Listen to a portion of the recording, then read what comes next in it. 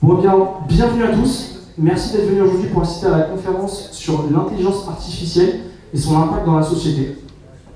Avant de commencer cette conférence, on va jouer à un jeu ensemble. Il y aura deux équipes. La première, qui sera l'intelligence humaine, c'est-à-dire vous, le public. La deuxième équipe sera l'intelligence artificielle. Le but est de voir, serez-vous plus intelligent qu'elle? On a baptisé ce jeu Game of AI. Oui, on n'est toujours pas à l'établi de la fin de Game of Thrones, du coup on était obligé de faire cette référence.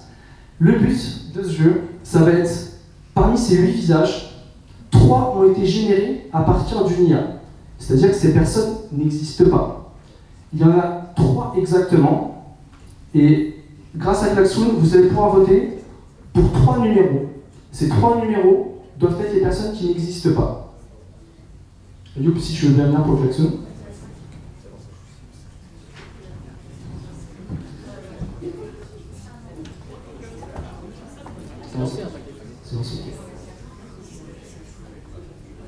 Est-ce que tout le monde a la capacité de voter, du moins pour ceux qui se sont connectés au klaxon? En levant la main, si possible. Il y a peu de personnes. Ok, parfait, parfait. Le but de cet exercice, c'est de vous montrer une chose bien précise. C'est qu'avec l'évolution des technologies, on en arrive à un moment où l'intelligence artificielle est capable de tromper nos sens, en l'occurrence la vue. Et pour certains, il sera absolument impossible, si vous n'avez pas l'expertise en termes de photos, de découvrir si oui ou non cette personne existe ou pas.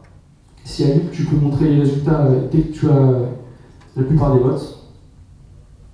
Quelques secondes. Ok, pas de problème.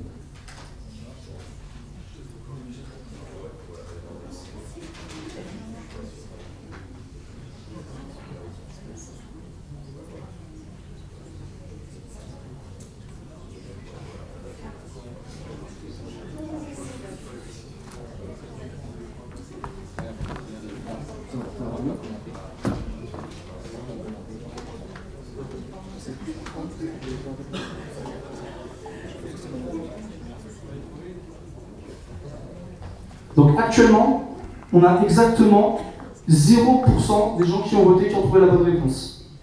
C'était tout à fait le but de l'exercice, c'était de vous montrer que, avec finalement assez peu de possibilités, même en regardant très bien, les différences sont si infimes, du moins visibles à l'œil nu, qu'il est impossible pour vous de faire la différence. On a choisi de commencer par ça, avant de démarrer la conférence, pour vous prouver à quel point l'intelligence artificielle, du moins ce simple exemple, peut être redoutable, et ce n'est qu'une partie. Dans les 4 prochains thèmes que nous allons aborder avec nos intervenants, le but sera de vous donner quelques exemples de ce qui est possible de faire avec l'IA, quel est son futur, et surtout quel sera l'impact dans nos comportements, dans nos habitudes de consommation, et surtout dans notre vie en général. Je vous demande de bien vouloir accueillir, s'il vous plaît, nos 3 intervenants. Rémi Micheli, Catherine Gial et Mehdi Kamassi.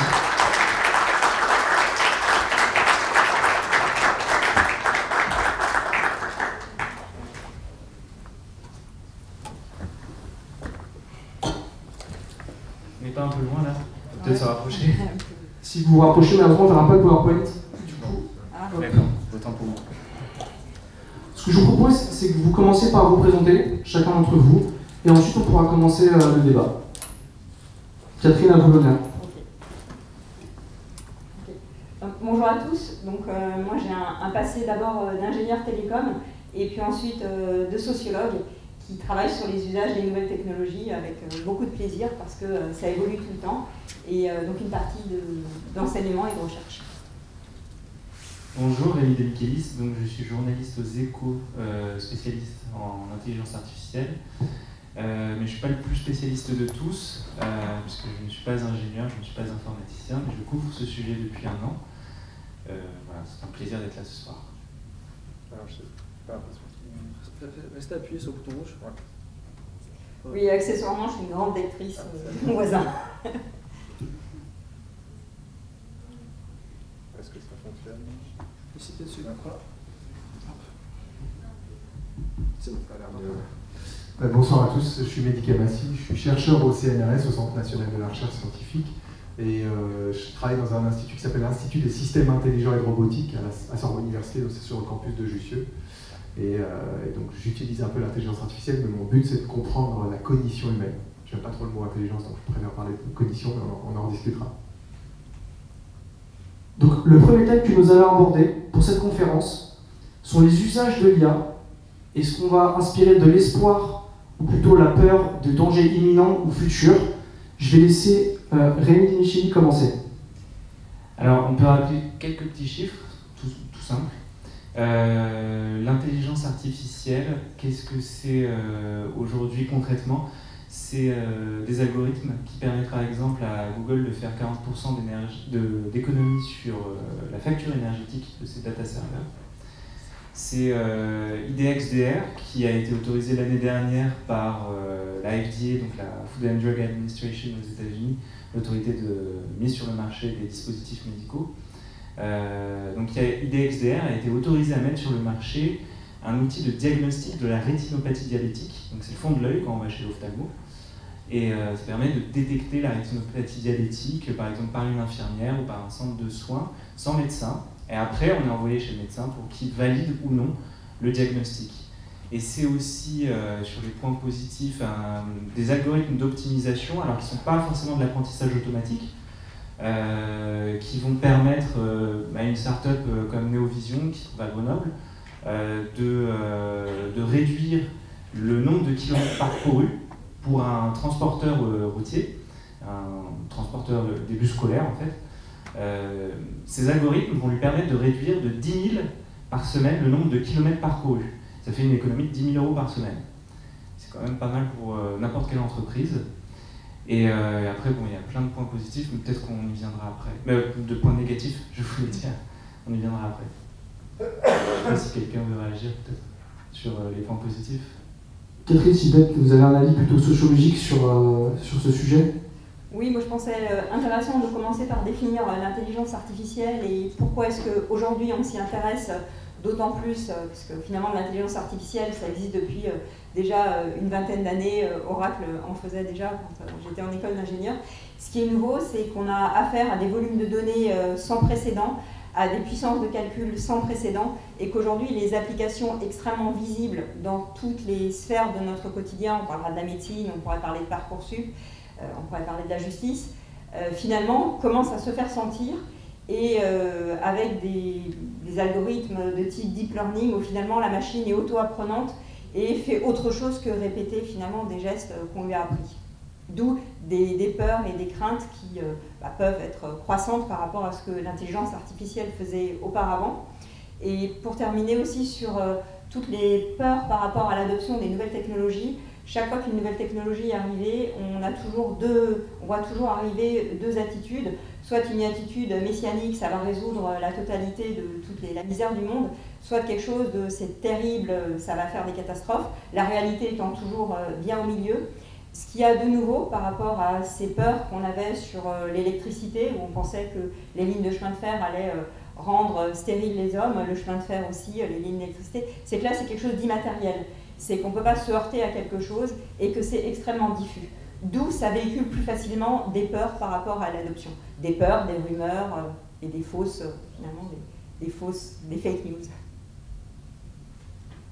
Oui, si je peux rajouter un mot, alors c'est intéressant d'être sur les termes, et c'est intéressant que le terme IA, qui est maintenant pour des raisons historiques et conventionnelles, est utilisé par des chercheurs en IA, mais la plupart des chercheurs en IA que je connais ne cherchent même pas à faire de l'intelligence, en fait c'est juste un ensemble d'outils mathématiques, informatiques pour traiter des données et puis en extraire des choses, des connaissances ou autres.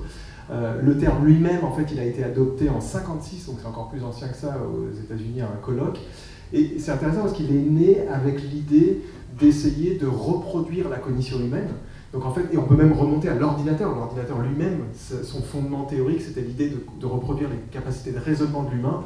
Donc comment on peut déduire des théorèmes, comment on peut jouer aux échecs ou autres. Et donc, au travers de tout ça, pour moi, dans les espoirs, se poser des questions sur comment artificiel produire des systèmes qui vont être cognitifs, donc qui vont traiter de l'information, prendre des décisions, apprendre, et pour moi, un moyen d'essayer de mieux comprendre l'humain. Et qu'est-ce que c'est que la cognition chez l'humain? Et donc en fait, il y a, au travers des recherches, de tout l'historique des recherches en IA, en biologie, en neurosciences, en psychologie, il y a toujours eu des échanges, et donc ça enrichit, ça peut aider à avoir un autre angle de vue sur la cognition humaine, donc ça peut être quelque chose de positif. Et donc le jour où on arrivera peut-être, et je pense qu'il n'y a pas de raison qu'on ne l'atteigne pas, donc on pourra en discuter, à atteindre une autonomie décisionnelle chez les systèmes artificiels, même de la conscience chez les systèmes artificiels ou de l'émotion, pour moi ce sera un moment où ça nous aidera à mieux comprendre ce que c'est chez nous-mêmes. Alors maintenant, si j'ai envie de mentionner les dangers, on en discutera de pas mal d'autres. Pour moi, c'est au-delà de l'IA elle-même, donc tu as mentionné l'arrivée de technologies et puis leur utilisation, l'utilisation des données personnelles et puis à des fins d'influence notamment, je pense, et de façon non transparente, pour moi, amène des dangers, l'éloignement de ce qu'est censé être la démocratie. On est censé juste être mieux informé pour prendre mieux nos décisions. Or là, si on est moins bien informé et plus influencé par des algorithmes qu'on ne comprend pas, on s'en éloigne. J'imagine que tu penses aux algorithmes de recommandation sur les réseaux sociaux, typiquement qui fonctionnent par apprentissage automatique. Sur cette thématique-là, je pense qu'il y a eu une erreur originelle aussi avec les réseaux sociaux. Ça a été de les déresponsabiliser sur les publications. C'est-à-dire qu'ils font de la hiérarchisation de toute façon. Alors il y a Google, Sundar Pichai, donc le PDG de Google, qui va nous dire non, on vous donne qui n'est pas un réseau social, hein, Google déjà, mais qui fait aussi l'optimisation de la hiérarchisation en fonction des personnes des résultats.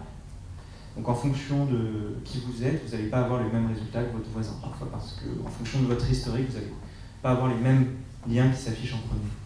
Cette hiérarchisation, c'est pas de l'objectivité absolue.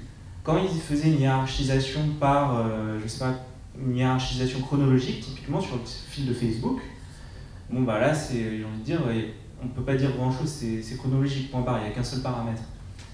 Mais c'est déjà pas objectif, c'est-à-dire qu'il y a une hiérarchisation chronologique, il y a déjà un critère qui est pris en compte. Et au moins il est transparent. Voilà, au moins on comprend très bien comment ça marche.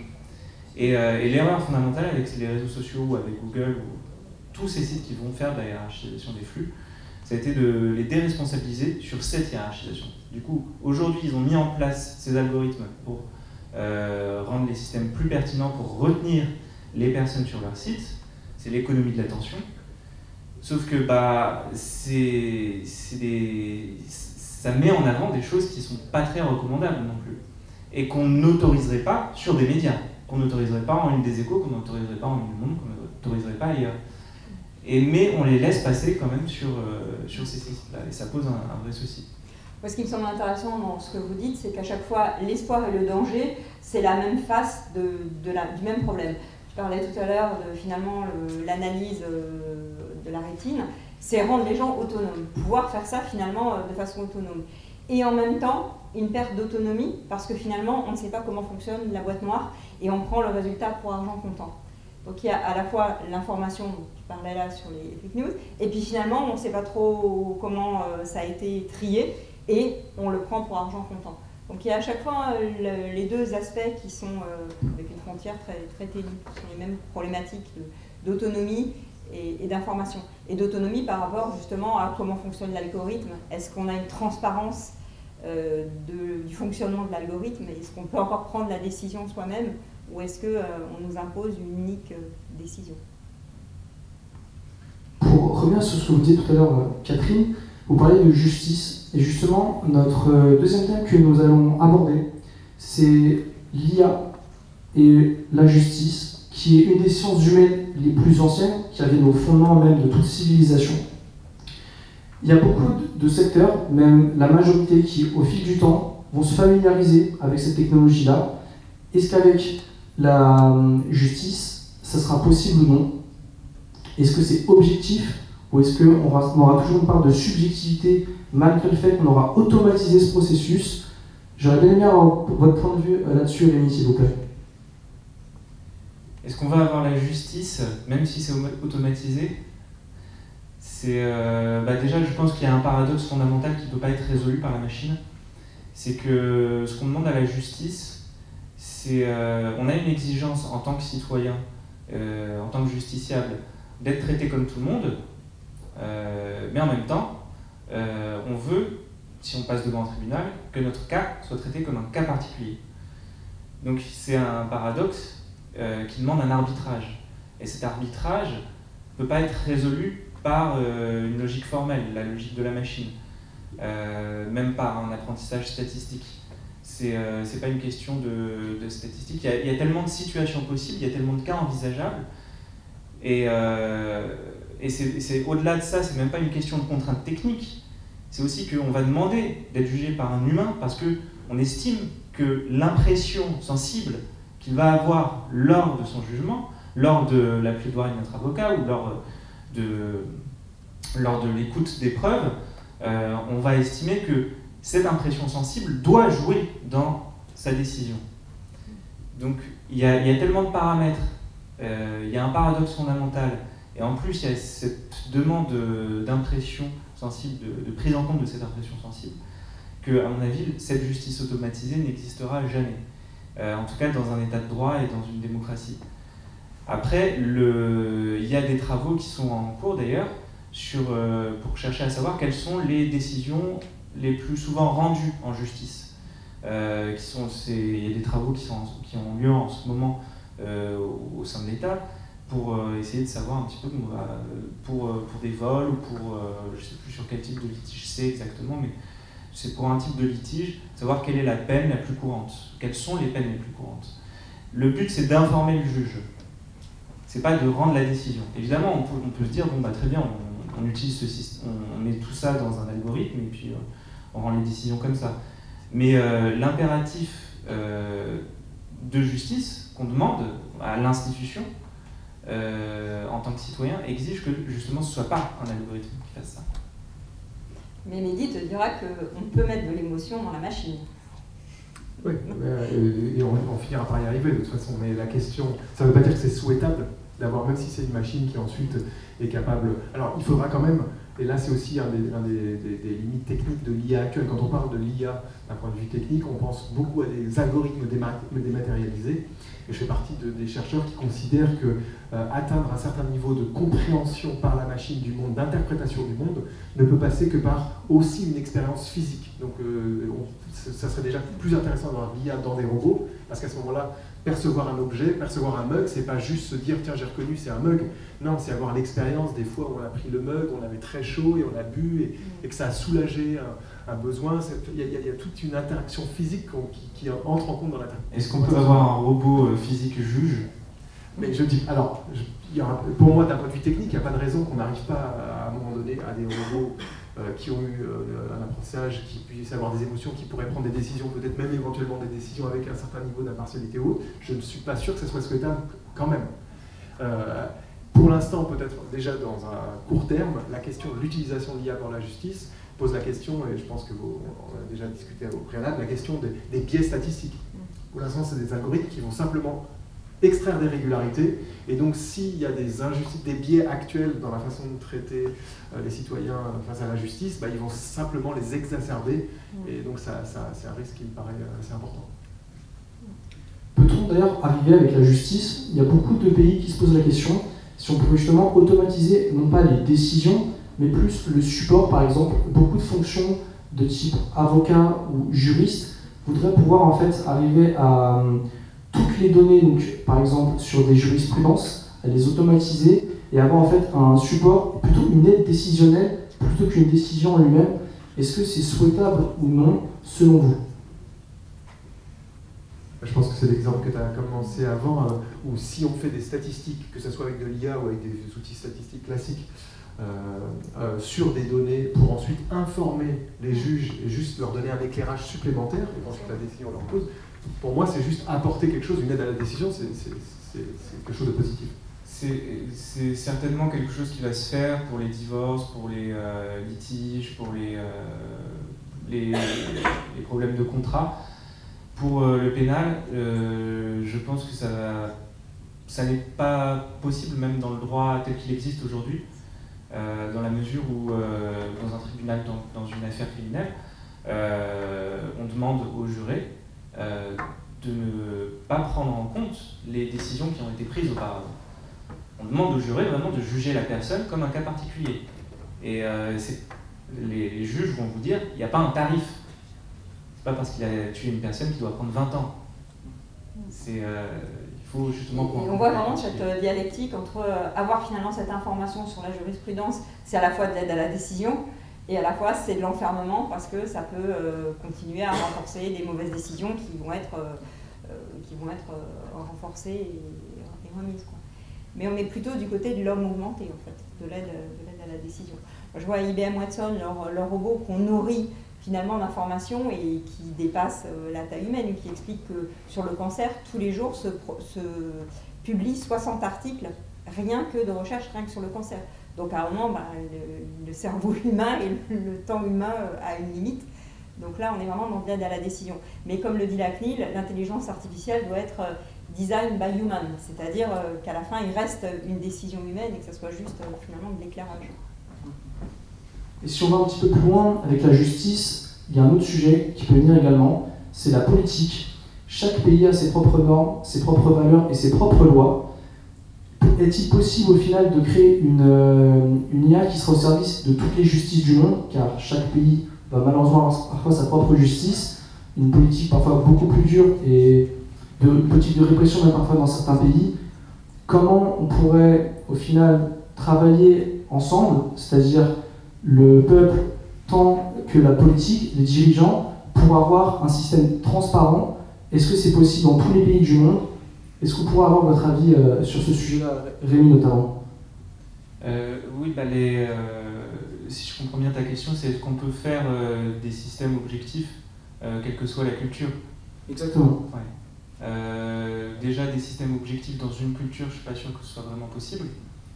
On peut avoir des aides à la décision à chaque fois, mais des systèmes objectifs qui prennent des décisions catégoriques, qu'on ne questionne pas, c'est souhaitable pour personne, parce que si, de toute façon, l'algorithme il fait ce qu'on lui demande de faire, soit d'inférer en fonction d'une base de données, soit d'avoir un objectif clairement formalisé, mais même, dans tous les cas, on lui donne un objectif, on lui donne une visée, et cette visée-là, elle est décidée par les programmeurs, ou alors par les gens qui prennent les décisions.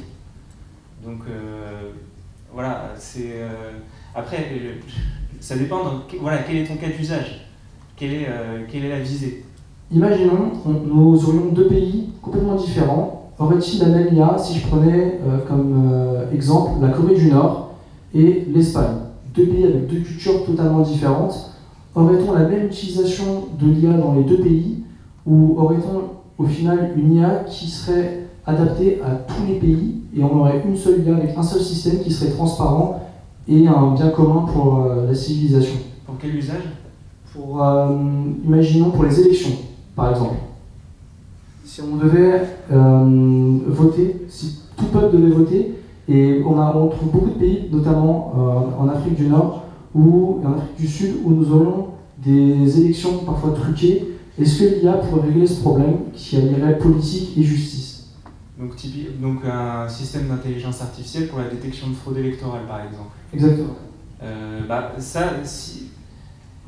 A priori, tu vas pas avoir de... Si tu as le même fonctionnement électoral dans un pays et dans un autre, là, je vois pas comment tu peux avoir un système qui diffère d'un pays à un autre.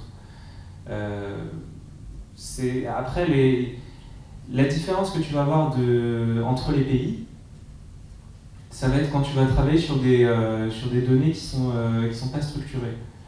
Et là, sur une élection, tu as des données structurées, tu as candidat 1, 2, 3, 4. Voilà, et à chaque fois, c'est candidat 1, 2, 3, 4. Et quand tu as des données qui ne sont pas structurées, donc typiquement sur les diagnostics, pour la reconnaissance de tumeurs, par exemple, ou de maladies diverses et variées, sur des radios, on va avoir des différences en fonction des pays, à la fois parce que la morphologie n'est pas la même, mais en plus parce que le matériel utilisé n'est pas le même. Donc tu vas avoir des biais statistiques, parce que tu ne vas pas avoir les mêmes capteurs, les mêmes données à l'entrée. Donc l'algorithme que tu vas utiliser en France, il ne sera peut-être pas valable en Chine. Mais ça, tu peux aussi avoir le même problème sur les algorithmes de reconnaissance d'image pour les systèmes de voitures autonomes.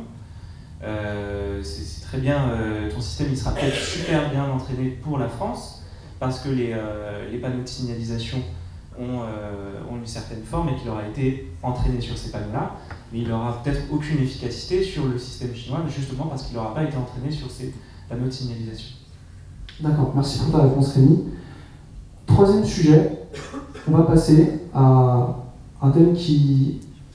Ça marche pas, faut que tu déconnectes. On va passer à un autre thème, le marché du travail.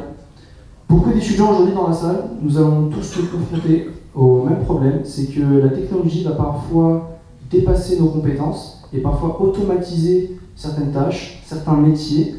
Comment est-ce que nous allons faire face à cette évolution? Est-ce qu'on va s'adapter ou est-ce que malheureusement notre métier sera détruit et nous allons avoir une fonction qui sera plutôt de support de ça? Est-ce qu'on pourra avoir l'avis sociologique en premier pour cette thématique? Alors moi je suis plutôt optimiste. C'est d'abord de dire qu'avant même qu'on parle d'IA, on savait que les métiers qu'on exercerait dans 10 ans n'existeraient pas ou seraient à créer ou seraient à modifier, que les compétences qu'on apprend en école, de toute façon, c'est plutôt apprendre à penser, mais les connaissances en elles-mêmes, elles sont déjà obsolètes quand on sort. Et sinon, les études sur l'impact spécifique de l'IA sur le marché du travail, alors elles se contredisent les unes les autres. On ne sait pas si ça va plutôt être les cadres qui vont être touchés ou si ça va plutôt être les ouvriers avec la robotisation. Donc c'est assez flou sur ça. Je pense que finalement ça ne change pas grand-chose. C'est que de toute façon, toute carrière amène à évoluer en permanence. Merci Catherine. Rémi, y a-t-il des études qui montrent des signes positifs ou plutôt négatifs par rapport à cette thématique? Sur l'impact de l'IA sur le marché du travail, il y a la dernière étude en date, c'est celle de l'OCDE, qui montre que 14% des emplois sont menacés. Pour certains, ça paraît beaucoup, pour d'autres, ça paraît très peu. Il y a... je sais plus je cite de tête après, parce que le 14% je suis sûr, après de tête je crois que c'est 40% des métiers qui seront transformés par exemple. Bon, je pense que tous les métiers vont être transformés par l'intelligence artificielle, comme tous les métiers ont été transformés par le numérique et par Internet. Et il n'y a pas de raison que ça ne continue pas avec l'intelligence artificielle, puisque les outils qu'on utilise vont tous intégrer l'intelligence artificielle. Après, tu as une étude en 2013 qui a fait beaucoup de bruit, celle d'Oxford, qui, je crois, disait que c'était 40%, je crois, des emplois qui étaient menacés par l'intelligence artificielle. Le chiffre a été revu à la baisse à plusieurs reprises, jusqu'à ce qu'on atteigne 9% des emplois qui soient vraiment très menacés. C'était l'OCDE déjà, il y a quelques années, et l'OCDE a revu un petit peu ses estimations à la hausse, là, il y a quelques semaines. Voilà. Mais Mehdi, je pense que tu pourras nous dire peut-être si les robots... est-ce que les robots peuvent nous remplacer? De toute façon, tout ça contribue à un processus d'automatisation qui est beaucoup plus ancien, et donc il n'y a pas de raison que ça ne continue pas d'être destructeur en implication et en impact immédiat sur l'emploi. Mais comme tu l'as dit, c'est-à-dire que de toute façon, il y aura toujours des nouvelles technologies qui viendront remplacer, transformer le travail. Je ne dirais pas que c'est un problème de la... Et donc les robots, pareil, vont avoir aussi un impact, ils en ont déjà un. En l'occurrence, la robotique en tant que telle, en tant que champ, est née dans les années 60 et dans les usines de General Motors avec des bras robotiques pour faire des tâches, notamment fabriquer des voitures ou autres. Donc après, pour moi, je ne pense pas que ce soit la technologie en soi qui soit un problème. En fait, même selon les anthropologues, l'humain se définit à partir du moment où il commence à utiliser un outil, à fabriquer des outils, à les réutiliser par la suite. Donc c'est peut-être intrinsèque à notre condition humaine que de fabriquer des outils, de développer de la technologie et de changer notre interaction au monde. Pour moi, il y a plus une question qui est politique. Sachant ça, qu'est-ce qu'on fait pour faire que soit par exemple une partie des profits soit vraiment réinjectée à former les gens et à les aider à s'adapter à autre chose, en quoi on essaye de faire une éducation qui ne soit pas monotâche, à rentrer dans une case, mais justement à être plus flexible, à apprendre plein de choses, à être capable de s'adapter et à changer de métier au cours de sa vie. Donc la question, on doit être conscient de ces impacts potentiels et même qui se réalisent en partie, et puis il y a une question politique. Est-ce qu'il serait possible de limiter ces dégâts-là, et du coup, quelles solutions autres que réinsérer peut-être les gens qui se verraient au final destitués de leur emploi, quelles pourraient être les solutions à apporter pour réparer cette erreur ou cette évolution plutôt? Déjà sur la formation, moi je crois beaucoup aux fondamentaux dans toutes les disciplines, en maths, en bio, en physique, chimie, même en linguistique, et en philo. Je crois beaucoup que les fondamentaux doivent être importants, et la révolution de l'intelligence artificielle est arrivée par des gens qui avaient très bien compris la linguistique, les maths et la programmation. Yann Lequin, quand il se penche sur les algorithmes de deep learning, quand il choisit d'en faire sa carrière, c'est après avoir lu un texte de Noam Chomsky. Alors c'était un débat entre Noam Chomsky et un autre chercheur. Piaget. C'était Piaget, c'était Jean Piaget, et donc un psychologue si je ne me trompe pas, et où il découvre l'existence de ces machines qui apprennent. Et c'est en s'intéressant justement au fondamental qu'il a pu après créer quelque chose. Évidemment, ça passe par l'applicatif, et c'est parce qu'il était bon en programmation qu'il a pu faire ça. Donc voilà, moi je crois beaucoup au fondamental, et réussir à lier le fondamental avec l'applicatif, c'est peut-être le défi de la formation d'aujourd'hui. J'ai envie d'ajouter, former les filles aussi, parce qu'aujourd'hui, si les algorithmes ne sont faits que par des hommes, finalement ça ne représente pas la moitié de l'humanité. Bien sûr. Par rapport d'ailleurs à cette évolution, cette révolution qui va changer en bien ou en mal les différents emplois, Catherine, d'un point de vue sociologique, ce n'est pas évidemment la première fois que les emplois se voient complètement évoluer avec les révolutions industrielles. Est-ce que vous pourriez faire un parallèle justement par rapport à ça, de nous expliquer quelle pourrait être la réception de cette transformation pour le peuple de façon générale?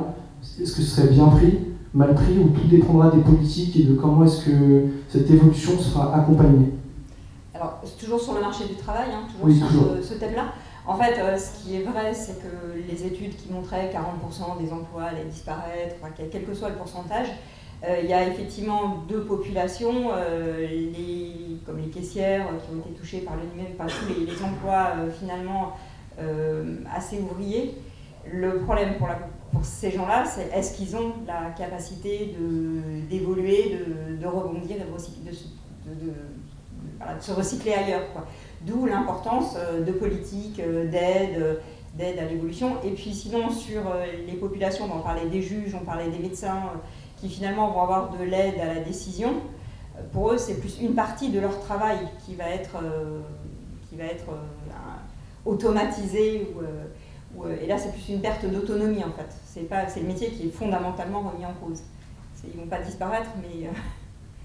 et là, il y a moins de problèmes, finalement, de rebondissement. Donc on en revient à éducation, pour ne pas se retrouver avec un clivage de gens qui, finalement, savent faire quelque chose et qui sont remplacés par des robots.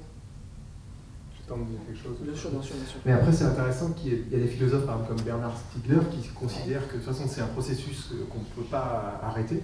Et à la limite, sachant ça, préparons la société de demain. Et donc il se dit, bon, si finalement on automatise plein de métiers, on peut même se dire qu'il y a des tâches qui sont assez ingrates pour l'humain, et donc c'est tant mieux si elles sont automatisées. Mais que par contre, ensuite, on ait tous un salaire universel, et puis qu'on soit du coup autonome dans étudier pas mal de choses, décider d'avoir des projets, contribuer à la vie dans la société, faire des projets artistiques, sportifs, artisanaux. Et donc, il y a plein d'autres façons de penser la société, mais on revient toujours sur cette éducation en sens d'être doté de capacités, de s'adapter, d'apprendre plein de choses et de les utiliser de différentes façons dans la société, je pense. Si je peux me permettre, Thomas More, dans l'Utopie, au XVIIe siècle, si je ne dis pas de bêtises, imagine dans son utopie qu'on travaille 6 heures par jour. Je crois qu'on n'en est pas très loin, et si on compte les vacances et les RTT, et ça a été permis, c'est un article de The Economist qui parlait de ça il y a quelques années, ça a été permis par l'automatisation. Donc peut-être que, je sais pas, dans 100 ans, on travaillera 4 heures par jour. Mais je pense qu'il y a aussi un aspect fondamental, et on n'a pas vraiment parlé aujourd'hui, mais qui sont les inégalités. Donc l'automatisation peut contribuer à améliorer les conditions de vie.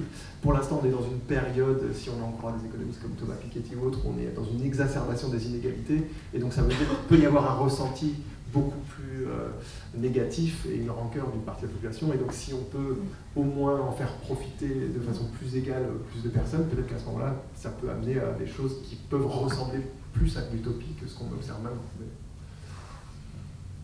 Si on prend un exemple, durant nos recherches pour cette conférence, nous avons souvent lu une problématique qui revenait sans cesse, c'était l'automatisation peut-être du journalisme, l'intégration de l'IA pour le journalisme. Rémi, qu'est-ce que vous pensez par exemple par rapport à cette problématique-là?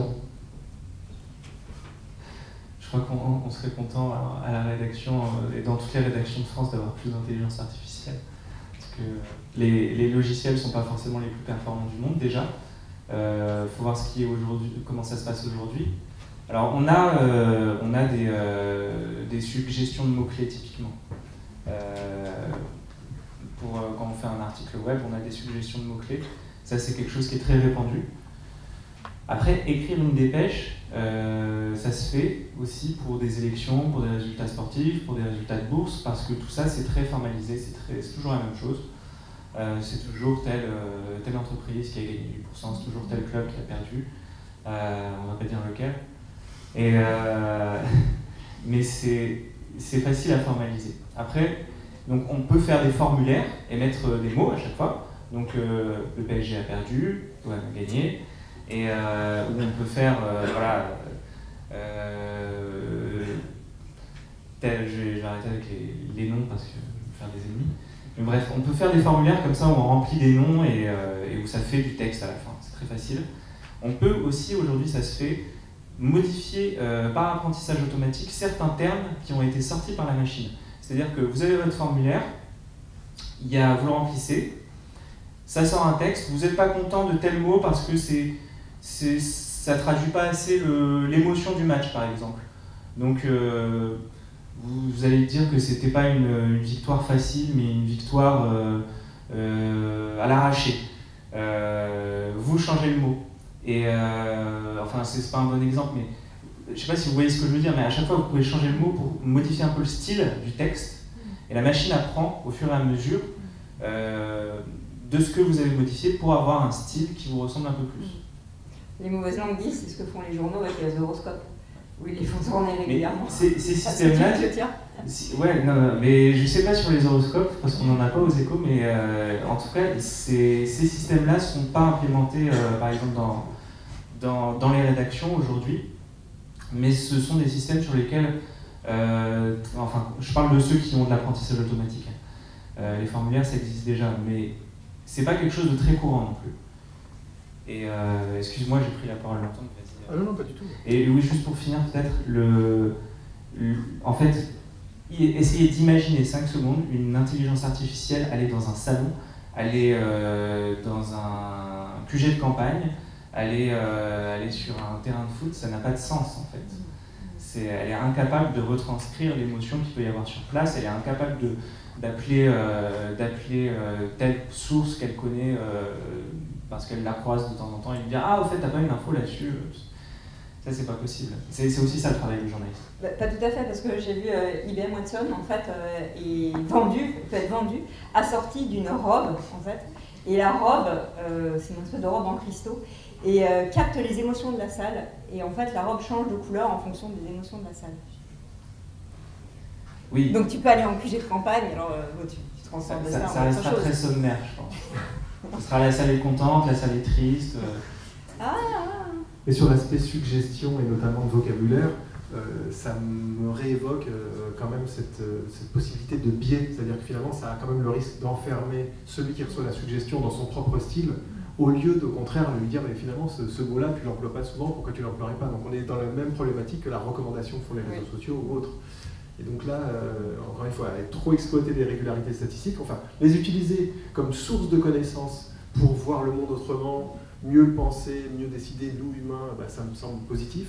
Et en même temps, pour l'instant, dans la façon dont on utilise beaucoup les régularités statistiques, on est dans l'enfermement, dans des boucles, dans des façons uniques de penser, enfin, dans sa propre façon de penser, on va dire. Ça doit donner du travail, justement. Comment est-ce qu'on amène l'utilisateur à voir autre chose? Moi, c'est pas mon métier, donc moi je me pose la question comment un individu peut éventuellement montrer de la curiosité pour d'autres choses, et on sait que dans le cerveau, par exemple, il y a énormément de mécanismes qui cherchent à essayer de prédire les choses qui vont se passer. Donc au départ, on est très mauvais à prédire, et puis qui vont apprendre sur la base d'erreurs de prédiction. Et quand quelque chose est surprenant et imprévisible, ça nous attire un certain temps. Donc d'ailleurs, on voit ça chez le bébé dans le développement, et donc les bébés bougent dans tous les sens, et puis finalement, ils se rendent compte que tiens, ils bougent la main, ça fait tomber quelque chose, il y a de l'eau qui coule, ouais, c'est super. Donc on recommence, puis au bout d'un moment, on a compris, on est parfaitement capable de prédire, donc c'est plus très intéressant, on passe à autre chose. Donc peut-être que la surprise est l'élément qui va générer de la curiosité. Bon, on pourrait se poser sûrement plein d'autres façons. Pour conclure sur ce thème, Ayoub va vous envoyer une requête du coup sur Klaxoon. Chacun d'entre vous devra donner un métier qu'il pense voir disparaître un jour avec l'évolution de l'intelligence artificielle. Donc ça va s'afficher sur l'écran. Il faut exactement écrire un mot. Vous ne pouvez pas écrire par exemple le technicien de maintenance. Il faut que ce soit vraiment en un seul mot. C'est-à-dire docteur, pas le docteur. Et on va faire un petit tour de table également pour savoir vous ce que vous en pensez également. Donc donner 2-3 métiers que vous pensez pourraient disparaître un jour. Catherine, peut-être? Nous, en école, on se pose la question de finalement, est-ce qu'on sera remplacé par des MOOC qui reviennent moins cher? Mais ça fait déjà évoluer la pédagogie, c'est qu'on n'est pas là pour faire cours, mais idéalement plutôt pour faire de la pédagogie inversée, où les étudiants lisent le cours et préparent des exercices, et on fait que des exercices. Ce qui est prouvé, c'est qu'il y a une relation empathique avec un coach, comme on a aujourd'hui les coachs, et que notre métier il évolue plus vers finalement du coaching. Sur les métiers qui vont disparaître, il y en a déjà eu assez récemment. Les cabinières de télépéage, qu'on ne voit plus du tout. Les caissiers aussi, il y en a de moins en moins. Il y a aussi, je pense, aux employés de banque qui sont menacés aujourd'hui et aux employés d'assurance, mais à mon avis, particulièrement pour les employés de banque, c'est plus dû à l'externalisation donc demander aux clients de la banque de faire lui-même ses opérations qu'à l'intelligence artificielle. Merci. Mehdi, une idée? Écoutez, vous pouvez simplement commenter ce qu'il y a au tableau. Éboueur, professeur comptable. Plusieurs personnes ont voté pour caissier. J'ai vu également bûcheron. J'aimerais peut-être comprendre qu'est-ce qu'on se entendait par là. Mais j'ai vu également chercheur. Est-ce qu'on pourrait arriver à un moment où, du coup, ça sera notre prochain thème, est-ce que l'IA pourra s'auto-entretenir et faire des recherches et penser par elle-même? Je pense qu'on pourrait commencer par politicien et chef d'entreprise. Ça pourrait être une amélioration, effectivement. Finalement, ouvrier ne revient pas. La catégorie n'existe plus. On va maintenant aborder notre thème final, qui était la raison même de cette conférence à son origine, à son commencement. Peut-on arriver un jour au moment où l'IA va dépasser l'homme et on va avoir une conscience, c'est-à-dire que l'IA, au même titre que nous, va pouvoir penser par elle-même? Est-ce un mythe ou une réalité en approche? Je vais laisser Mehdi commencer. Alors, si on parle de conscience, il faut le définir. Et déjà, rien que dans les recherches en psychologie, en neurosciences, c'est une problématique en soi. Et donc, l'approche qui m'intéresse d'un point de vue de mes recherches scientifiques, c'est de voir dans quelle mesure de se poser la question de comment essayer de rendre un système artificiel, un robot, un algorithme, proche de quelque chose qui soit conscient. Alors, il y a différents niveaux de conscience, et on peut par exemple parler simplement de conscience de soi, avant de parler de conscience en général. Ça peut nous aider à essayer de mieux clarifier ce que c'est que la conscience chez l'humain. Et un exemple, c'est par exemple, pendant pas mal d'années, les gens sont intéressés à un test qui est le test du miroir. Donc, je ne sais pas si vous en avez déjà entendu parler. Les humains, si vous vous réveillez avec une petite tache que vous ne sentez pas, qui n'a pas d'odeur ni quoi que ce soit, mais vous arrivez face à un miroir, vous vous voyez, et vous êtes capable de vous rendre compte que c'est vous-même, d'essayer de voir ce que vous avez. Et il y a un certain nombre d'espèces animales qui sont capables de le faire. Alors en l'occurrence, au départ, on pensait qu'il y en avait très peu, puis finalement il y en a plein qui sont capables de le faire de plus en plus. Mais au départ, on pouvait se dire, bon, bah, ça c'est une preuve qu'on est capable d'être conscience de soi. On se voit, on est capable de reconnaître son corps et de voir qu'il y a eu une altération à ce corps, donc il faut agir.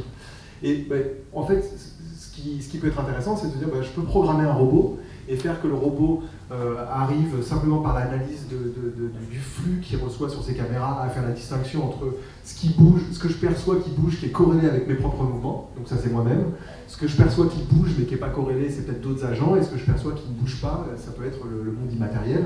Et rien qu'à partir d'algorithmes comme ça, en élaborant un petit peu plus, je peux faire qu'un robot finalement dans le miroir passe le test du miroir, alors que pour autant, d'après ce que j'aurais programmé dans le robot, je pense considérer qu'il n'est pas conscient. Donc quelque part, ça peut être une façon de se dire, bah, finalement, ce test du miroir, il n'est pas suffisant pour dire que les choses sont conscientes. Et ensuite, on peut se dire, bon, bah, alors on propose quelque chose de différent, et on raffine la définition, et on raffine les tests expérimentaux pour évaluer la conscience. Donc voilà une utilité, pour moi, de ce que peut être l'IA, ou le fait de reproduire de façon artificielle des choses qui sont liées à la condition humaine pour essayer de mieux la comprendre. Rémi, une réaction par rapport à ce que vient de dire Mehdi? La conscience à définir, c'est vrai que bon courage. Je pense pas que la conscience puisse être réductible à des éléments matériels ni à une somme de critères.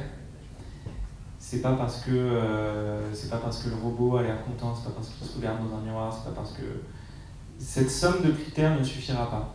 La conscience, à mon avis, telle qu'on l'envisage en tout cas, on ne peut pas l'envisager autrement que constitué dans un être de chair. Et c'est pas forcément le critère biologique qui va suffire. Et on peut très bien envisager qu'il y ait un être de chair qui n'a aucune conscience. Mais il y a une attitude aussi, et il y a une histoire qui va nous faire avoir ce glissement de sens vers autrui, vers l'alter ego. On va lui considérer aussi une autre conscience. Et on ne peut pas envisager le monde tout seul. Donc on n'a pas tout créé. Et du coup, il faut bien, notamment le langage, on n'a pas créé le langage, donc il faut bien qu'il y ait d'autres gens qui existent. Enfin là, on part un peu trop loin peut-être. Mais déjà, essayer de penser la conscience comme vraiment inscrite dans l'histoire, ça permet d'évacuer cette idée que le robot est conscient déjà. Le robot n'a pas d'histoire, on le constitue. Dès que je sais que quelqu'un l'a fait, pour moi, il n'a pas plus de conscience, il n'a pas plus de raison d'avoir une conscience qu'un tiroir. Parce qu'au fond, un robot, un système informatique, c'est qu'un tiroir. C'est des fichiers, des données, des fichiers rangés dans des tiroirs, des sous-tiroirs. Après, on y accède, oui, bon, il y a quelque chose de dynamique. Mais voilà. Donc, je ne sais pas ce qu'est la conscience, mais à mon avis, elle ne peut pas se réduire à des éléments. Et j'ajouterai un truc, c'est que si on essaie de la réduire à des éléments matériels, à partir de quand apparaît la conscience? C'est une question qu'on appelle le topic de la conscience.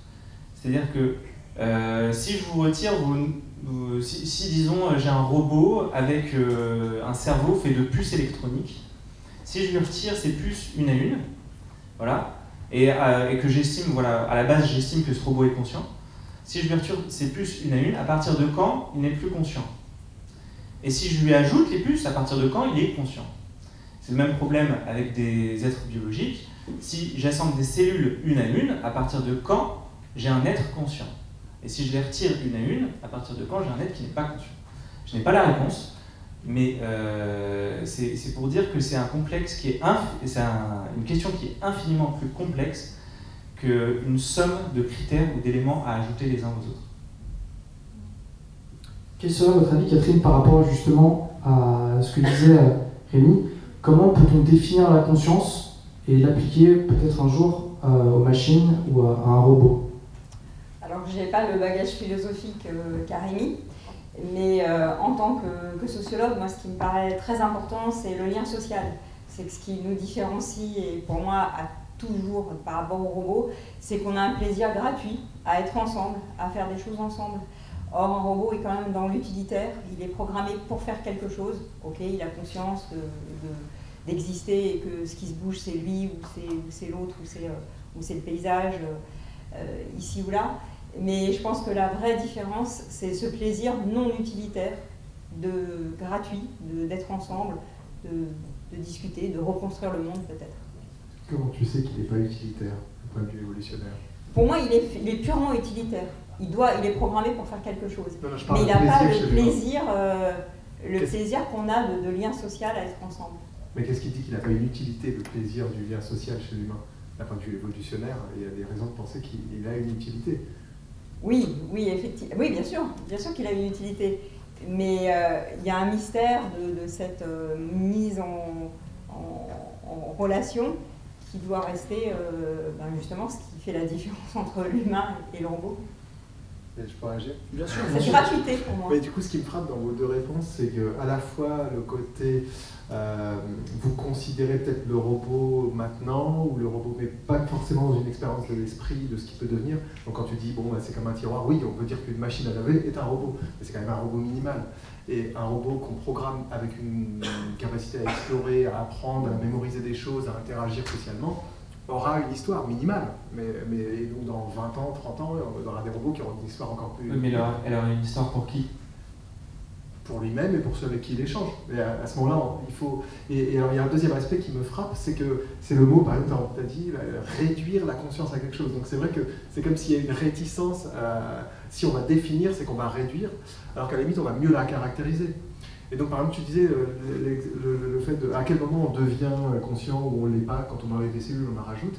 Donc, dans les théories en ce moment de sciences cognitives, donc une des théories actuelles, mais qui a beaucoup progressé, notamment grâce aux outils de formalisation mathématique, on va dire autres, mais Giulio Tononi, il a une théorie, alors c'est une théorie, mais c'est la théorie de l'information intégrée, et qui est quelque chose de mesurable. Et il dit, bon, la conscience, c'est quand à partir d'un moment où il y a une quantité d'informations qui est non réductible à juste des sous-éléments qui émergent et qui est une information intégrée. Et ce qui est intéressant avec une mesure comme ça, alors pour l'instant il est faire des analyses, voir si ça permet de caractériser des états qu'on peut par ailleurs cliniquement dire voilà ça c'est un état conscient, c'est pas un état conscient, mais au moins c'est quantitatif, donc ils le font d'ailleurs, même si c'est computationnellement très coûteux, sur un réseau de neurones, de dire voilà j'ajoute tant de connexions et là à un moment donné mathématiquement je suis capable de leur faire passer l'information intégrée au-dessus d'un seuil ou en dessous. Donc on pourrait, quelque part, avec des outils comme ça, le mesurer. Ça nous amène à une question qui est beaucoup plus lointaine, mais c'est parce que tu estimes que ces propriétés, dont la conscience, est dans la nature. Alors moi, j'estime que la conscience est ce qui fonde le savoir, la connaissance. J'estime qu'à partir du moment où tu as dit l'expérience fonde la connaissance, tu as tout dit sur la conscience, ou presque. Je ne vais pas dire ça parce que j'ai dit il y a 5 minutes que je ne savais pas ce que c'était. Ouais. Mais pour moi, à partir du moment où tu dis l'expérience fonde la connaissance, c'est l'expérience vécue. C'est une expérience consciente. Donc toujours, il y a beaucoup de choses qui sont des connaissances qu'on intègre de façon non consciente. Et on apprend, notre cerveau absorbe énormément de choses sans qu'on en ait conscience. Donc toute expérience vécue n'est pas forcément en lien direct avec sans qu'on en ait une conscience, sans qu'on ait l'attention de cet apprentissage. Ouais, mais du coup on n'est même parfois pas capable de réagir consciemment sur ça. Donc il y a un patient qui était très connu en psychologie qui s'appelait HM par ses initiales, qui est décédé il y a quelques années, mais qui avait une lésion de l'hippocampe, qui est une structure très importante pour la mémorisation des événements épisodiques. Et donc il se souvenait de tout ce qui s'était passé jusqu'à son accident, mais ensuite incapable de créer des nouvelles mémoires. Donc à chaque fois qu'il voyait son médecin chaque semaine, bonjour, je crois qu'on ne s'est jamais rencontrés. Et ensuite son médecin lui faisait faire un exercice qui consiste à essayer de se suivre une ligne avec un crayon, mais sans voir sa main, mais en regardant, donc la main est cachée, mais on voit dans un miroir. Donc c'est assez difficile, il faut réajuster. Et donc lui à chaque fois arrivait, il disait non, j'ai jamais fait cet exercice. Bon. Et en fait de semaine en semaine il s'améliorait, et puis lui-même se disait ah bon, je suis bien meilleur que ce que je pensais. Et pour moi c'est une des illustrations, c'est caricatural, mais c'est un exemple de plein de choses qu'on peut apprendre sans en avoir conscience. Donc en fait, le vécu et l'accumulation de connaissances, je ne le vois pas forcément avec une équivalence directe avec la question de qu'est-ce que c'est la conscience. C'est-à-dire que quand tu cherches à définir la conscience de façon réductible, avec des critères ou des éléments matériels, le problème c'est que ces critères, ces éléments matériels, tu en fais d'abord l'expérience toi-même. L'expérience du rouge, par exemple, elle n'est pas dans la longueur d'onde, je ne sais pas combien. D'accord. Donc, voilà, c'est la même chose avec la conscience. Mais de façon totalement... Alors là, je suis complètement d'accord avec toi si on dit... c'est la même chose que l'exemple que je prenais tout à l'heure. Le mug, c'est pas juste une image qu'on va catégoriser. Donc le rouge, c'est pareil. Pour avoir une IA qui va dire ça c'est du rouge, ça c'est du vert, bon, c'est pas forcément très intéressant. Donc il y a eu toute une expérience personnelle d'interaction avec le rouge, avec des connotations émotives qui peuvent être différentes, chacun en fonction de son vécu, et des sensations physiques. Et elles font partie de du ressenti, ce que peut être le rouge. Et donc, qu'il y ait conscience de ça sans toute cette expérience vécue, sans ces émotions et autres, je suis d'accord que je ne le vois pas. Par contre, je ne vois pas de raison que des robots, à un moment donné, dans leur interaction physique avec des émotions et dans leur vécu avec des humains, n'arrivent pas à avoir aussi ce type de représentation. Et à ce moment-là, comment on pourrait dire... J'ai une question pour vous deux, alors de pure néophyte. Justement, par rapport aux couleurs, il y a une appropriation culturelle des couleurs, où le rouge, dans certaines... on se marie en rouge, ça porte chance en Chine, etc. Est-ce que nos robots, finalement, tu produis des robots en série, tu en envoies en Chine, tu en envoies, je sais pas, en France et l'autre en Espagne, est-ce qu'ils évolueront différemment, ils auront des apprentissages différents, parce qu'ils baignent dans des habitus différents?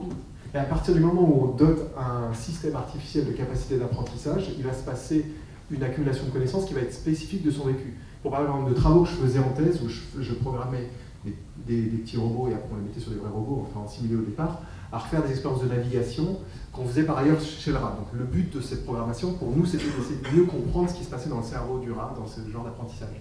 Mais juste avoir fait un petit algorithme d'apprentissage par renforcement, c'était un petit réseau de neurones, mais c'était même pas d'apprentissage profond, mais faisait que ces robots, ils apprenaient, ils essayaient des choses, et puis ensuite, en fonction de ce qu'ils avaient fait comme exploration et de là où ils étaient allés, il y avait des comportements très différents qui émergeaient, avec le même algorithme. Donc j'avais des robots, par exemple, qui avaient appris qu'il fallait arriver au centre du labyrinthe, tourner sur soi-même avant d'aller à la récompense. Ce qui ressemble à des superstitions ou à des choses quand on essaye de conditionner un animal de cirque, un pigeon ou autre. Donc c'était intéressant, avec un algorithme minimal d'apprentissage, on peut déjà générer de la diversité en fonction de l'histoire de l'interaction avec le monde. Donc je ne vois pas de raison, d'obstacle à ce qu'on voit là. Mais cette histoire et cette interaction avec le monde, c'est toi qui l'as définie comme ça. C'est pas le robot qui l'a défini comme ça. Moi j'ai défini le mécanisme au départ, et donc c'est purement déterministe et en même temps chaotique parce qu'il y a tellement de facteurs qui vont jouer que je ne suis pas capable de prédire à l'avance parfaitement tout ce qui va se passer. Mais à partir d'un mécanisme qui peut être commun, et on peut penser que dans le cerveau on a un certain nombre de mécanismes d'apprentissage qui sont communs, et pourtant on va chacun avoir notre vécu et nos connaissances et nos ressentis.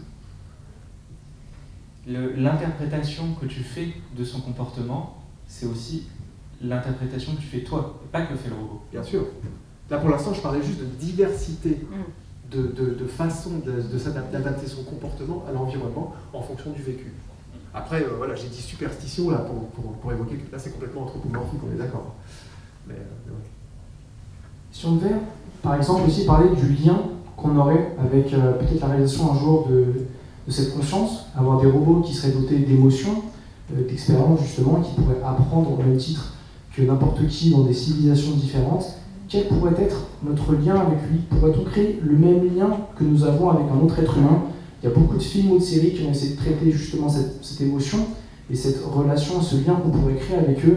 Par exemple de Westworld, de iRobots ou même encore plus anciennement Matrix. Beaucoup de films et beaucoup de séries vont parler de ça. Et récemment, il y a eu un film justement sur une personne qui va tomber amoureux d'une IA, tout simplement parce que l'IA va apprendre avec.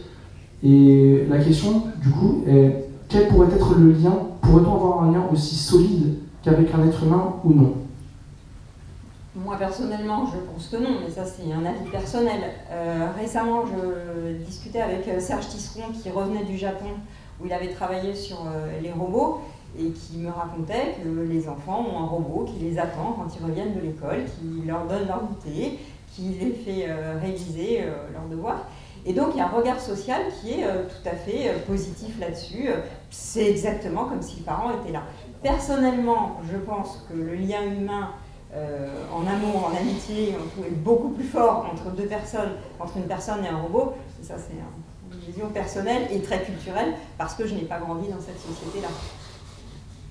Sur est-ce qu'on peut ressentir des émotions pour un robot? Nous, on avait des Tamagotchi quand on était petits. Je pense que ça répond déjà un peu à la question. Et après, bon, ça me paraît... je pense que si on tombe amoureux de son robot, c'est qu'il y a d'autres soucis. Voilà. C'est sûr. Ouais, moi je serais d'accord dans le sens où il n'y a pas besoin que les choses soient intelligentes pour amoureux. Il y en a qui tombent amoureux de leur voiture, de leur guitare. Et puis, bon. Mais par contre que ça soit, ça me paraît effectivement pas spécialement souhaitable. Et donc c'est bien une société qui favorise encore plus d'interactions sociales, plus de liens, plutôt que l'inverse. Avant d'en arriver aux questions du public, on va utiliser une dernière fois Klaxon pour sonder dans le public qui pense que l'IA va être dotée d'une conscience dans le futur. Donc je vais laisser Ayoub démarrer l'activité pour qu'on puisse voir à peu près au niveau de la vie du public comme un échantillon sociologique. Quelle réponse va avoir le plus de votes? Est-ce que ce sera oui, la conscience de l'IA va émerger un jour, ou non, ça ne restera qu'un mythe et au final un but, une recherche vaine?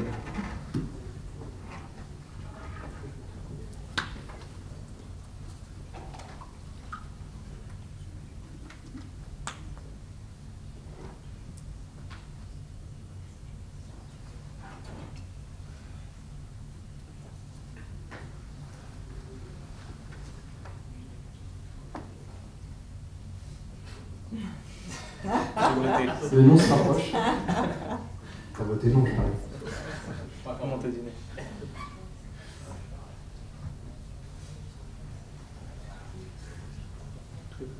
Ah, il faudrait trouver une nouvelle question, vous pouvez les partager.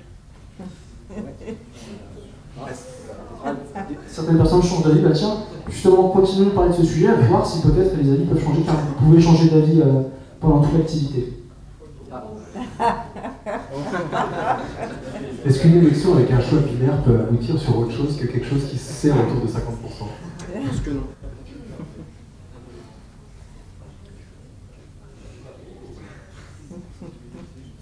Ce qui est intéressant avec ce thème, c'est qu'au final, il divise beaucoup de personnes, car il existe tellement de théories et de références dans la pop culture qui vont nous inciter à croire qu'une IA va exister un jour, à force de voir des films, des séries, des articles là-dessus. Automatiquement, notre inconscient va accepter le fait que oui, un jour, cette intelligence artificielle va exister. Et maintenant, on va passer aux questions du public. On va vous passer un micro. Et si vous avez la moindre question, n'hésitez pas. Il reste encore un peu de temps.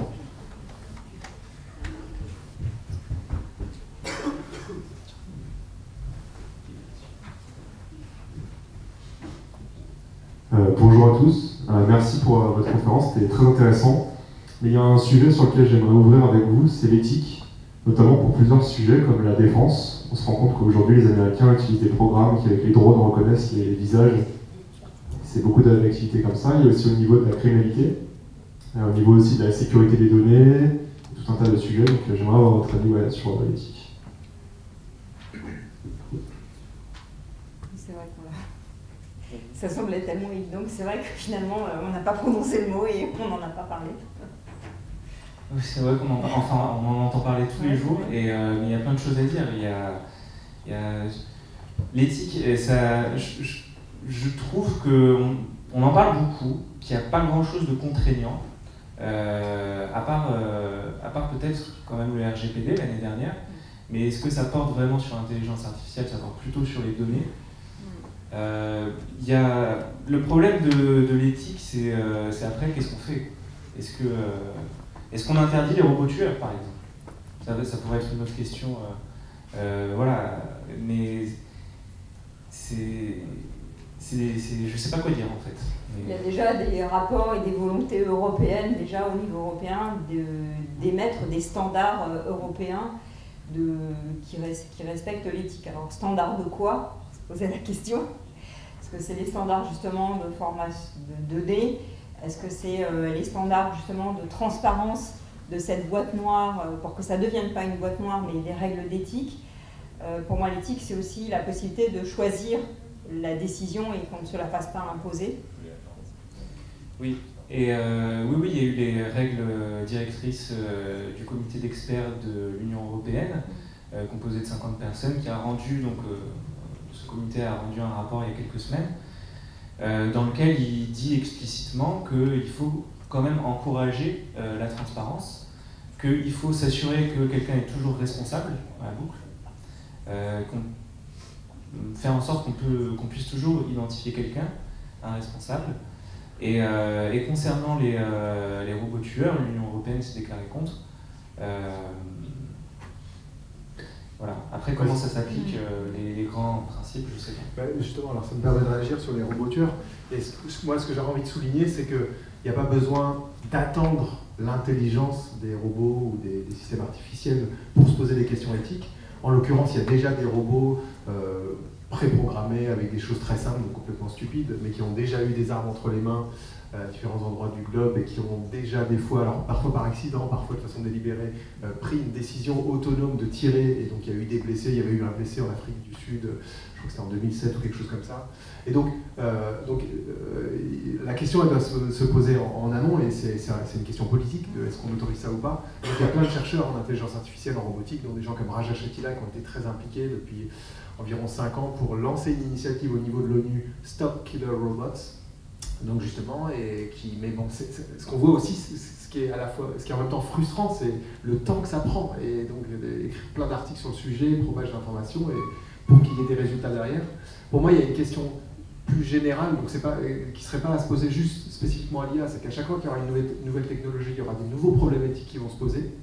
Et donc il y a vu l'accélération dans laquelle on est, la concentration peut-être des moyens d'utiliser cette technologie dans quelques mains, et le mode de fonctionnement de la société, on va être pour l'instant de plus en plus, il me semble, toujours dans une réaction à ces problèmes, et de plus en plus tardivement.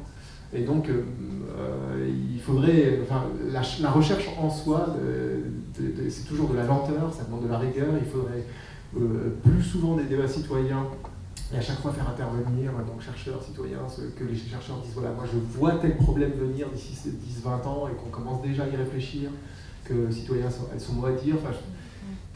Mais voilà, je pense que ces questions, comme celle des robots tueurs, n'est pas une question spécifique de l'IA. Il y en avait déjà avant, et il y en aura d'autres qui se poseront avec les IA. Et en tout cas, la place de l'Europe face, parce que les données, quand même, une grande partie des données sont brassées par les GAFAM ou par les géants chinois. Est-ce qu'on a encore quelque chose à dire, comme on l'avait il y a 20 ans avec le GSM, où on était bien placé pour émettre des normes? Il y a quand même quelque chose qui ressort, si je peux me permettre, sur cette question-là, c'est qu'on est un marché séduisant pour les Américains, pour les Chinois. Donc on peut aussi leur imposer des contraintes. Et en tout cas, d'un point de vue éthique, toutes les réflexions qu'on a dans l'équipe de recherche avec les collègues sur ce sujet, je pense qu'on doit... C'est effectivement un buzzword, et puis c'est comme l'interdisciplinarité, il y a plein de choses, c'est super d'en parler et tout, mais en fait, on n'est pas assez préparé. Et il y a plein d'exemples dans l'histoire, même scientifique, de grands chercheurs qui ont pris des décisions et qui après ont regretté. Alors, un exemple classique, c'est la bombe atomique. Même que ce soit du côté américain ou du côté allemand, des gens se sont lancés, il y avait même du côté américain Einstein. Et alors, on peut se trouver plein de bonnes raisons pour le faire, et puis tout à coup, des gens comme Einstein se sont dit non, c'est pas possible, qu'est-ce que je suis en train de faire? Et on fait un pas en arrière. Et il y a beaucoup d'autres exemples comme ça dans la science. Et donc, il me semble, alors il y a plein d'exemples en plus où on voit des gens qui ont fait des recherches, qui ont plein de diplômes scientifiques, qui ont même des fois fait des recherches en philo et autres. On pourrait se dire que c'est des gens qui sont les mieux placés pour avoir du recul, penser, et malgré tout. Et donc, une des choses que je pense actuellement, c'est qu'on devrait activement être formé à l'éthique et à ces questions d'intégrité et autres très tôt, être confronté à plein d'exemples, justement, connaître ces exemples pour ensuite, le jour où on est soi-même face à une décision qui pourrait avoir des conséquences, se dire « Ah oui, j'ai vu tel exemple, et peut-être que là, je vais prendre le temps de réfléchir, j'ai envie d'aller lire davantage. » Et plutôt que de se laisser emporter par toute l'efficacité économique de production et autres, et on fonce, ou en tant que chercheur, le souhait de publier, d'avoir de la reconnaissance, et de se rendre compte qu'à posteriori de ce qu'on a fait. Oui, tout à fait. C'est vraiment éducation, intégration des gens. Je crois qu'à un moment, il y en a un ou deux qui a parlé de programmeurs ces robots. Est-ce qu'on intègre les utilisateurs en amont dans le design? C'est souhaitable, mais il faut aussi que ces gens soient formés et conscients des dangers de l'IA. Une question. Bonsoir. J'en profite pour rebondir, vous parliez de responsabilité. J'aimerais savoir ce que vous en pensez justement parce que ça a été un problème notamment pour les voitures autonomes. Donc savoir justement dans le cas de l'intelligence artificielle par rapport à la responsabilité, ce qu'il en est. Moi, ce que je pense ce qui est terrible dans cette affaire, donc j'imagine que vous pensez à l'accident qui a eu lieu en Arizona, où une femme a été renversée. Ce qu'il y a de terrible dans cette affaire, c'est que la machine a vu qu'il y avait quelque chose. Mais toute la faute va retomber sur la conductrice qui ne conduisait pas, justement. Et je ne sais pas si c'est de sa faute, si c'est pas de sa faute. Je trouve juste que le contexte est terrible. C'est-à-dire que la machine pouvait repérer quelque chose, mais on l'avait empêché de freiner. On avait bloqué cette fonction-là jusqu'au moment où elle percutait quelque chose, pour éviter qu'il y ait trop de faux positifs qui viennent donner des à-coups en permanence. Est-ce que la conductrice le savait, ça? Je ne sais pas. Et quel niveau d'information on va estimer nécessaire de la part de l'utilisateur avant de dire il est responsable? Là, on ne dit même pas quel niveau d'information elle avait, alors que c'est ça qui est déterminant dans cet accident. J'imagine que les enquêteurs le savent, hein, mais c'est quand même... c'est ce qui, à mon avis, cette question de responsabilité, il ne faut pas non plus qu'elle vise à déresponsabiliser les concepteurs. J'aime même d'une façon générale. Plus on divise le travail, plus on dilue la responsabilité, plus il y a de couches intermédiaires, plus il y a de distance entre le concepteur éventuellement et l'application directe, plus on s'en éloigne, on se déresponsabilise. Et donc, même indépendamment de la technologie, je trouve qu'on est dans une société de la déresponsabilisation. On cherche juste à dire, bon, j'ai obéi aux ordres de ce qu'on m'a dit, et puis voilà, je n'étais pas tout à fait d'accord, mais il fallait le faire, et puis bon, il fallait que je garde ce job et autres. Et donc, tout ce qui pourrait aller dans une direction où on reprend tous notre part de responsabilité, même quitte à en prendre trop, puis après on débat, mais c'est pas grave, fait que peut-être on se dirait plus, on réfléchirait plus aux conséquences des actes avant de les faire. Qui qu'on soit, l'utilisateur, le concepteur, les vendeurs, je sais. Bonsoir. On s'est demandé si on allait atteindre cette conscience artificielle, mais on n'a pas parlé de temporalité.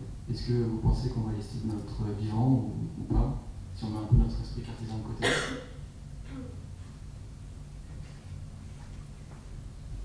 Voilà. On ne va pas s'amuser à faire les Paco Rabanne, à faire des prédictions précises. Donc, oui. Ah. Non, mais en tout cas, au moins je peux aller dans l'autre sens, qui consiste à dire d'ici dans les 10 ans, on n'y sera pas. Dans les 20 ans, on n'y sera pas. On aura progressé, je pense, dans la compréhension de ce qu'est la conscience. On aura des robots qui auront de plus en plus des comportements qui nous impressionneront. Déjà que ça fait déjà 10 ans qu'on a par exemple des chatbots sur Internet qui discutent, et des fois c'est bluffant. Voilà. Et on aura d'autres comportements, même physiques, qui nous seront bluffants et qui seront pour autant pas conscients, pas intelligents. Voilà, je pense que c'est au moins l'affaire de plusieurs décennies et peut-être plus. À mon avis, c'est pas pour tout de suite, mais ça dépend ce qu'on entend par singularité. Si c'est dépassé, on peut entendre deux choses. Soit est-ce que la machine va avoir une conscience d'ici durant ce siècle? Je pense pas de toute façon qu'elle aura de conscience. Est-ce qu'elle va dépasser en capacité l'humain? Non, parce que de toute façon, elle aura toujours un objectif. Et une machine générale sera toujours contrainte par des objectifs, par un contexte, il y a trop de paramètres pour que une machine puisse tous les prendre en compte. Enfin, sur des problèmes particuliers, on est déjà dépassé donc un des exemples les plus récents, c'est maintenant le jeu de Go qu'on croyait infaisable, avant c'était les échecs. En perception artificielle, de savoir reconnaître des choses avec des caméras, bon, on peut être largement dépassé. En précision du geste, de toute façon. Après, de combiner ces choses-là dans un même robot, il n'y a pas de raison que ça n'arrivera pas. Il y a déjà plein de gens qui travaillent là-dessus. Mais donc en fait, à la fois de repousser le moment où on pourrait atteindre la conscience artificielle ne doit pas nous faire nous dire oh, bah, c'est bon, alors on n'a plus de ces questions à se poser, on continue de vivre notre petite vie. Non, je pense qu'il y a plein de questions à se poser maintenant, et sans même atteindre la conscience, il y a plein de problèmes éthiques, il y a plein de problèmes de conséquences sur la société qu'il faut qu'on aborde. Bonsoir, merci pour votre intervention. Alors justement, on a parlé beaucoup de conscience, Et j'ai un peu l'impression que c'est un sujet utopique dans le sens où on n'a pas parlé du libre arbitre. Or, c'est super important. Typiquement, il y a quelques années, il y avait une IA qui a été mise, une IA conversationnelle, il me semble, qui a été mise en libre service entre guillemets aux internautes. Il me semble que l'IA avait fini sur Reddit, elle était devenue nazie. Je sors cet exemple-là. Un autre exemple, typiquement, où on parlait des voitures autonomes, justement,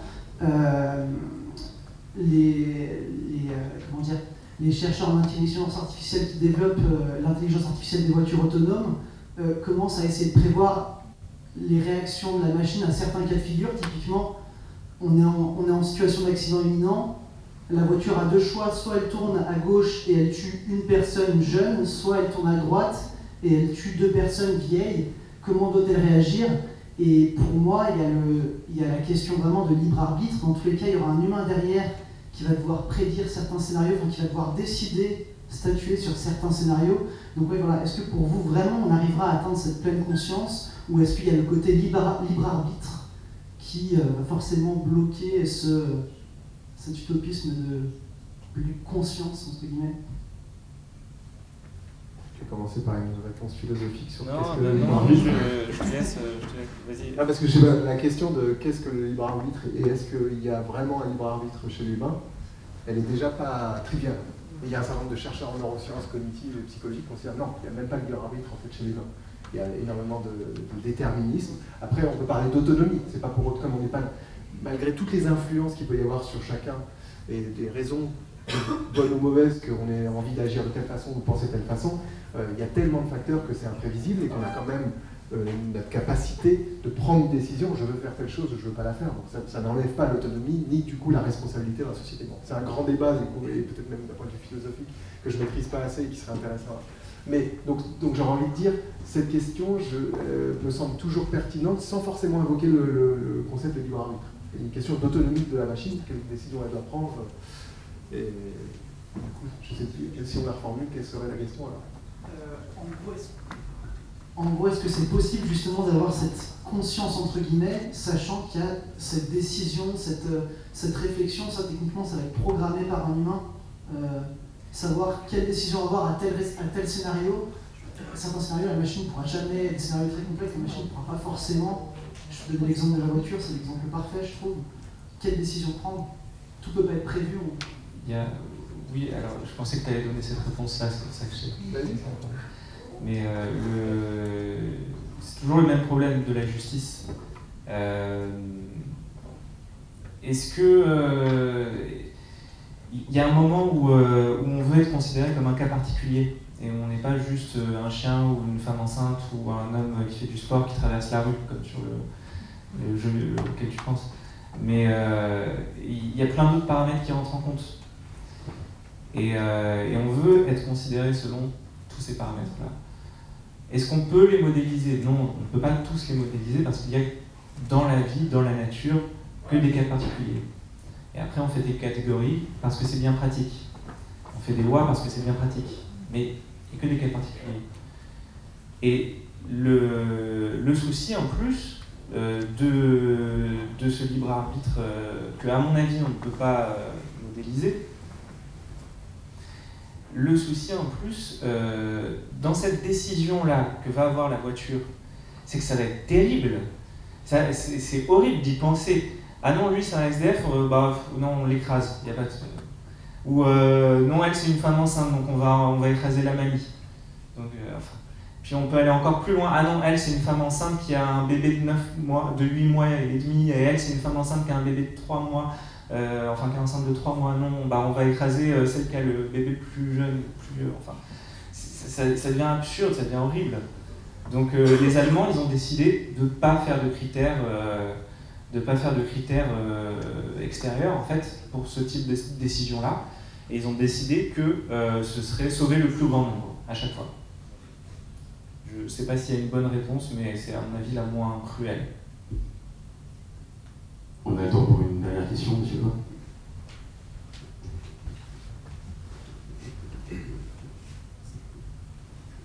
Merci à tous, autant les organisateurs que les intervenants. Moi j'avais une question pour tous les gens qui ont dit non. J'étais surpris de voir autant de non. parce que j'ai toujours aimé l'informatique et je me souviens, mon père, mon grand-père qui m'en parlait des premiers PC qui rentraient même pas dans la salle, qui étaient moins performants que nos calculatrices. Qu'est-ce qui vous fait croire que justement d'ici 30, 20, 50 ans, on n'aura pas justement réussi à dépasser toutes ces limites qu'aujourd'hui on imagine indépassables? Qu'est-ce qui vous bloque aujourd'hui? Sur la moitié de la salle qui a dit non. Mais peut-être aussi les intervenants, je ne sais pas si vous avez dit tous oui ou si vous avez dit non.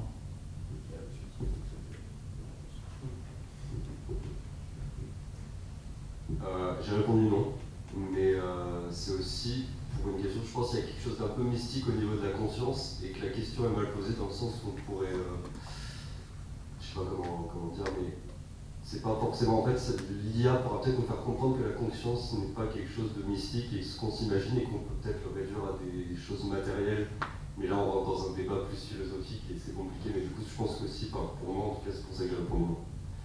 Et je pense que ça nous apportera plus des connaissances sur nous que sur l'IA et elle arrivera à quelque chose. Mais... C'est marrant parce qu'avec la même explication, moi du coup ça me fait répondre oui. Ouais.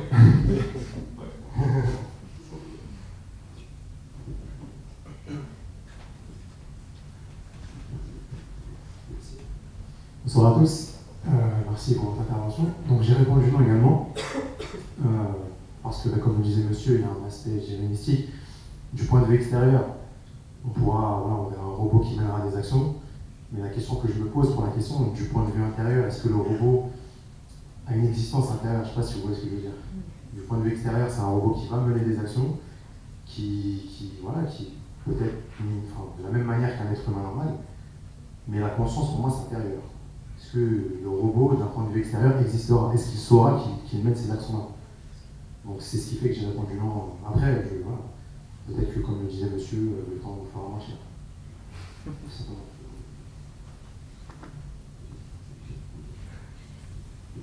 Est-ce que d'autres personnes peuvent apporter une réponse? Et je tiens juste à dire que c'est pas parce que je crois en l'âme ou pour des raisons mystiques, pour peu que ça veuille dire quelque chose, croire en l'âme, puisqu'on croit évidemment qu'on est conscient. C'est pas pour des raisons mystiques que j'estime que le robot ne pourra pas avoir de conscience, mais c'est bien pour des raisons épistémologiques, parce que j'estime que la conscience et l'expérience font de la connaissance, et que du coup, toutes les catégories que tu vas appliquer sur l'expérience vécue ne sont que des catégories pour toi, et pas des catégories qui sont dans la nature. Mais une fois que tu as défini ça comme ça, tu peux faire un robot qui petit à petit se construit des catégories, et avec un même processus de construction de catégories, tu auras deux robots qui auront vécu des choses différentes, qui auront deux catégories, qui pourront après débattre, et moi je suis pas d'accord avec toi, que c'était ceci ou cela. Je dis pas qu'ils seront conscients, mais à partir du moment où on donne une définition... Mais tu vas appliquer au circuit informatique du robot des catégories qui n'ont de sens que pour toi, pas pour le robot. Ah non, pas du tout, tu peux faire un processus, c'est ce qu'on fait toujours par exemple. Je vais parler de choses très simples, je ne dis pas qu'il y a de la conscience actuellement, vous avez raison. Nous on fait naviguer nos robots et percevoir le monde, et on leur donne des mécanismes de catégorisation. Par exemple, un des points importants sur lesquels on veut une catégorisation, c'est la catégorisation des lieux, pour qu'ils se construisent une carte mentale. Et en fonction de leur expérience, il y aura des robots qui auront jugé que là, il y avait finement plein de lieux à un endroit, d'autres, ça sera un peu plus grossier, mais ils ont simplement le processus de catégorisation, et ensuite, les catégories elles-mêmes qui en résultent sont propres à chacun. Fondamentalement, physiquement, qu'est-ce que c'est que ces catégories? Pour le robot, ça va être en fonction d'un flux sensorimoteur à un moment donné, de donner une réponse qui va être un label, qui va ensuite avoir une utilité en termes d'action, en termes de capacité à l'aider à s'adapter à son environnement. Cette information-là, elle est stockée quelque part? Oui, mais elle peut être stockée de façon parfois symbolique. Des fois, on en extrait des choses symboliques, mais des fois, c'est simplement un ensemble de connexions dans un réseau de neurones, donc ça peut être complètement distribué. Et si tu descends au fondamental, ton robot, c'est juste des 1 et des 0. Oui, mais qu'est-ce qui te dit qu'on ne peut pas catégoriser les traitements d'informations faits dans le cerveau par des façons numériques? Est-ce que les 1 et les 0 que tu vas percevoir dans ton robot, ou les modifications d'aimants sur les disques, est-ce que ça te donne la perception du rouge, par exemple? Mais là, ce que tu es en train de dire, c'est qu'en fait, si on se place à différents niveaux, différentes échelles, c'est comme je peux parler de ton corps qui est en train de se déplacer, je peux parler de chacune des particules et la décrire, et est-ce que c'est pour autant que j'ai compris que c'était un humain qui se déplace? On peut se placer à différentes échelles de description. Ça ne veut pas dire que de façon émergente à une certaine échelle, il n'y a pas une information qui peut être conférée sur le monde et qui nous permette de raisonner, qui permette au robot de raisonner. Jusqu'à preuve du contraire, ce qui est d'ailleurs la manière dont fonctionne la science, je ne peux pas penser qu'un robot ait un jour une conscience. Mais au-delà de ça, c'est pas envisageable en fait.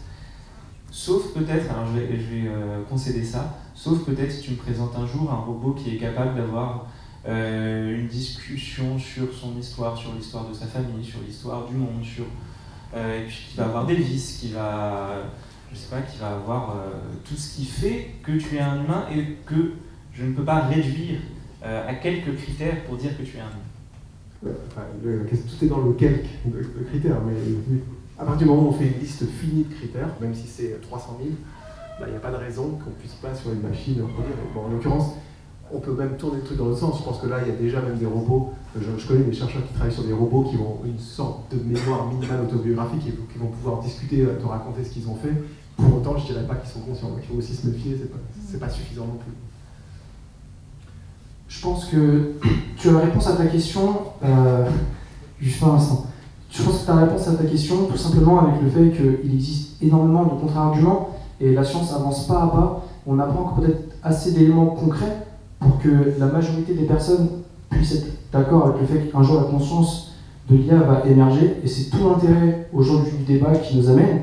Et c'est un débat temporel qui n'a de cesse de revenir. Pourquoi? Parce que la science avance pas à pas et on n'a pas encore assez d'éléments concrets pour dire à 100% que ça existera. Tout comme on n'a pas assez d'éléments pour dire que ça n'existera pas non plus. Il y a les deux côtés sont vrais, et c'est pour ça qu'aujourd'hui, c'est un avis qui est divisé. Je tiens à vous remercier d'avoir assisté à cette conférence. Vous pouvez applaudir les intervenants, je pense.